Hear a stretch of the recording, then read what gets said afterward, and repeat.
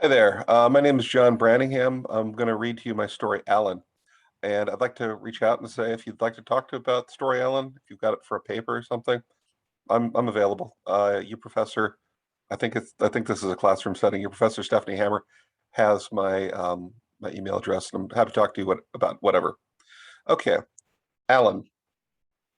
Start again. Alan. By the time Eddie and Shonda have gotten out of the car and gone around back for the picnic basket, the blanket, and some extra jackets, their son Billy has made friends with some of the other kids in the park who are throwing pine cones at each other. One yells, "Die, you mother!" in a squeaky preteen scream and falls on Billy, who is laughing and chases after him. That didn't take long, Eddie says. It's one of those days when the breeze is blowing hard enough that the rushing sound of leaves slapping leaves seemed to suck his world into the earth. Shonda says, "What?" Eddie points to his son. "William made a friend. Why don't you go over and bring him back?" Eddie waves a dismissive hand at his boy. "Let him have some fun." Eddie doesn't know how it happened, but somehow Shonda has become one of those mothers, the kind that takes her son to violin practice at 3 and karate at 4:30. She's become the kind of mother who sighs when her boy doesn't rinse off his dishes before putting them in the dishwasher, and then lectures him for a half hour. This woman who dared him into shoplifting on their first date. This woman who told him that she would never marry anyone because of the responsibility. This woman who used to bartend and come home at 4 in the morning drunk nearly every night. This woman who is now wearing a cardigan and has her hair up and is doing a pretty good impression of an adult. They sit on the blanket and watch the park around them. Parents with kids and trees, the whole nine, Eddie thinks. The kind of place he used to come as a child, all of them yelling and laughing and chasing after one another in a scene full of the rich rustling silence of this windy day. And Eddie's thinking about a time when he and Shana were right here in this park in high school, making love in the dark when she says, "Billy's been gone a while." Eddie's going to dismiss this too, but he checks his watch, and it has been 20 minutes or so. Did you see where he ran off? I don't know. She points. There? And it's Eddie's responsibility to check. He's the one who told her to let the boy play, so he drags himself off the ground and groans himself into a standing position.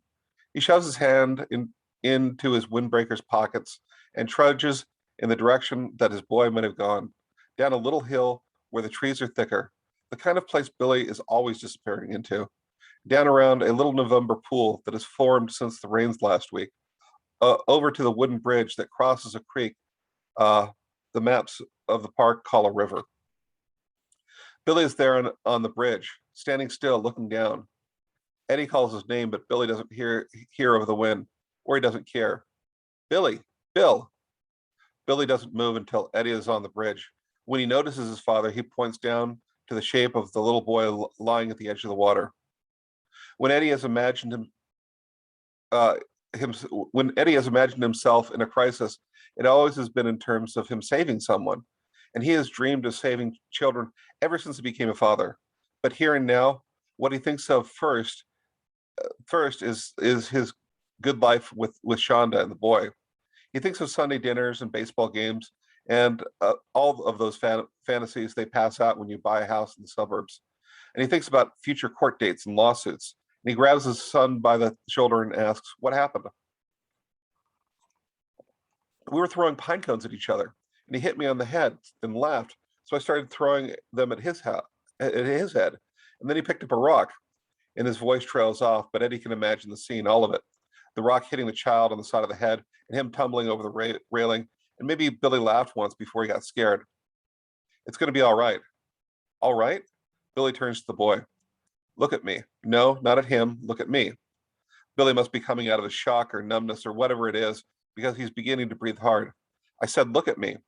When he does, Eddie says, "I can fix this. I can make it all go away." "You can fix him?" Eddie can feel his hands tightening on the boy's shoulder. He has to will himself to loosen his grip. "Yes, but I need you to go to your mother."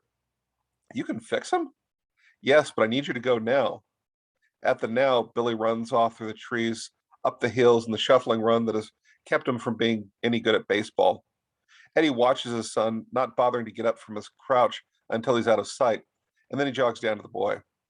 It's strange, but it's not until he's standing above the child that he wonders if maybe he isn't dead. Eddie reaches down to feel for a pulse, but before he can find the carotid artery on the neck, he hears Shonda's voice coming across the field. Eddie, she screams, her voice fighting against the wind and the leaves and winning. She must have met their son in his run. She must have gotten tired of waiting and come looking for him. Eddie, Eddie takes a deep breath in, all the way to the bottom of his lungs, and lets go. He puts one hand on the child's shoulder and the other on the small of his back, and is about to push him in the creek when his wife's yell stops him. This is a man's job, Eddie decides. It's a man's decision. This is the moment his adult life has been building toward. Shonda won't be able to do it, even if she wants to. So he has to push this little child in the creek if he has the strength and courage. If he is a man and he's about to push, and he's about to push, but he can't. So maybe he isn't a man after all. He hesitates long enough that Shonda yells, Eddie, but there's recognition in her voice. She's standing on the bridge. This child is hurt, he calls to her. Call 911. Now he places a hand on the boy's chest, and there is a heartbeat, steady and strong. He thinks about picking the boy up, cradling him in his arms, emerging the hero, but he knows enough about injury not to move him. So he lets him lie, waits for the EMT and the dramatic red lights and vocabulary of pain and healing. In the years to come, when Eddie fantasizes about saving children, he is brought back to this moment. He reminds himself of his weakness and promises that he will never give in to it again. He goes to CPR classes with his son, even after Shonda divorces him. And Billy grows cold to him. I'm sorry. He goes to CPR classes even after Shonda divorces him, and Billy grows cold toward him. It is the one tradition that lasts with his son through his second wife and third.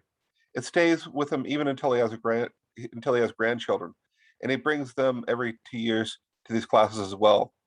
When he sees Shonda at weddings and funerals, he asks her about Alan, the little boy he came so close to drowning.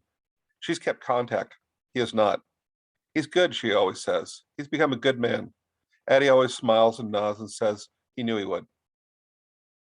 Okay, so that's my story. I'm sorry if there's a little rough reading, but I stutter. So I hope you enjoyed